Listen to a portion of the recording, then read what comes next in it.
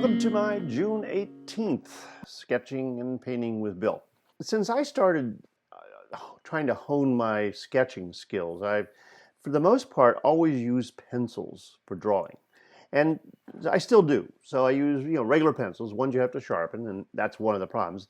That's one of the reasons, really, that I switched to a mechanical pencil. I've always loved mechanical pencils. So now when I'm sketching, I don't carry pencils around with me that much anymore. I always have them, but I don't take them out with me all the time. And this is a Pentel P205 mechanical pencil with HB lead in it. So it's very much like a number 2 pencil, typical number 2 pencil. And I use it for all my sketches. I also have another one that I like, and it has a 2B lead in it, a little bit softer lead if I want to use that. But for the most part, I just use the Pentel. And then I started seeing people, particularly urban sketchers, people that were sketching on location, adding to their pencil sketches with ink. And so I started getting some felt tip pens, very fine tips, felt tip pens. And I, went for the Micron series.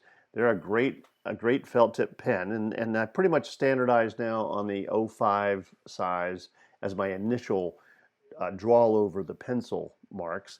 And then I have an 01, which I use for details and finer parts of a drawing. And I use these for quite a while, and I still carry them with me because they're my backup. Because after going on a 2-day workshop in Richmond last fall, the other 11 participants, several of them were using fountain pens. And I was kind of intrigued that people were doing that. The instructor himself was promoting the use of fountain pen, John Hancock. And so finally one of the participants said, get yourself a fountain pen, try it, you're going to love it. You won't believe it. So I did, and they had recommended it, and in doing some research, which involves, looking at blog posts and watching YouTube videos and so on, the Lamy Safari seems to be the one that people typically will recommend as a great beginner's fountain pen. So I ordered one. It's German made, and it is, and as you'll see, I have several other pens here, but the Lamy Safari is very unique in the way it's made. And this particular one has a fine tip. They come with different size tips, and it is actually a cartridge pen. But I got frustrated with the cartridges and bought this converter, which I recommend to people because it's. Cartridges are great for traveling because you don't have to worry about carrying bottled ink. And in fact, we're not going on a trip now because of this pandemic, but I was trying to figure out how am I going to take ink with me on this trip abroad to Italy. And so now I don't have to worry about it for right now. So I haven't quite figured it out. I decided that cartridges were not the answer for me. I was just frustrated because they weren't feeding real well. So I bought what's called a converter. And it basically is just a cartridge that you refill. And you can refill regular cartridges as well. But I got the converter for this. And then I just started hearing a lot about food pens that have a bent nib. And it's supposed to be the cat's meow. So I bought one. And here is the Duke 209. And you can see perhaps there that the nib is a little bit over this way. Maybe this would be better. You can see that it's bent up just a little bit at an angle.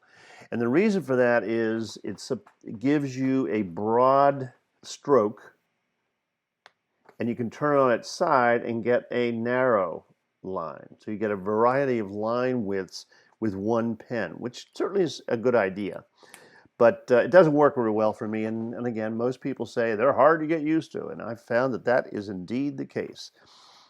But then I got this platinum carbon desk pen. I didn't actually realize it was a desk pen when I ordered it, but it is.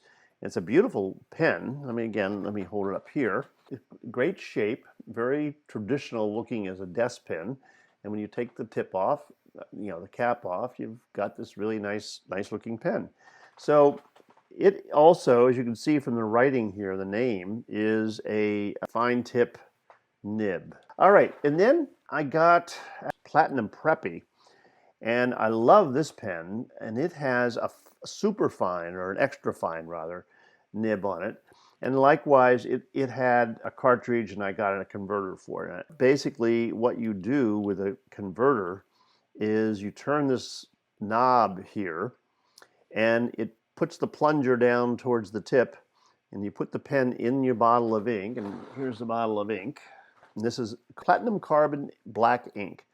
It's permanent ink. It's not water soluble. It's permanent.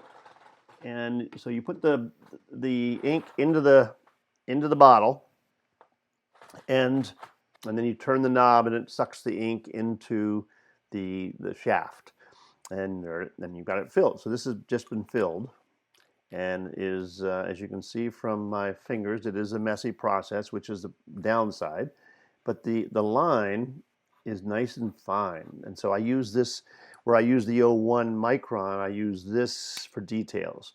And then I had heard about a pen called the TWSBI Echo, and Todd Cumpson, who's an artist in Northern Virginia, had recommended it.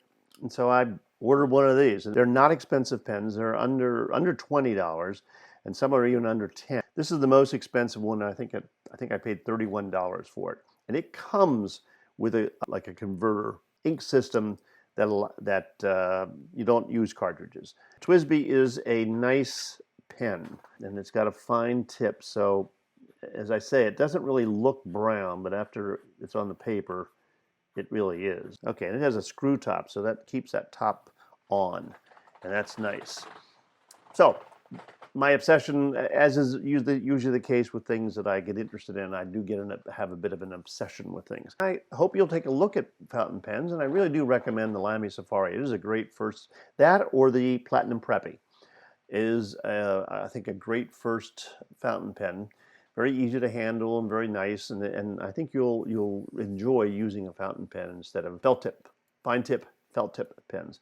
Although they're nice too, and microns, in my estimate, or my experience, because I haven't tried a whole lot of others, but they're excellent pens. So thanks for checking in on this episode. I probably will do more episodes like this in this series, because the one that I did recently, where I was actually, you were watching me paint, even though I sped it up and I went through it pretty quickly, didn't get a whole lot of views. So that may not be something that the people that are subscribed to my channel are terribly interested in. I will, however, do it again occasionally. I just won't do it every other one necessarily, because I've got several other supply types of videos that I want to make, and I'll share with you. So again, thanks very much for checking in, and I'll see you in the next video. Goodbye.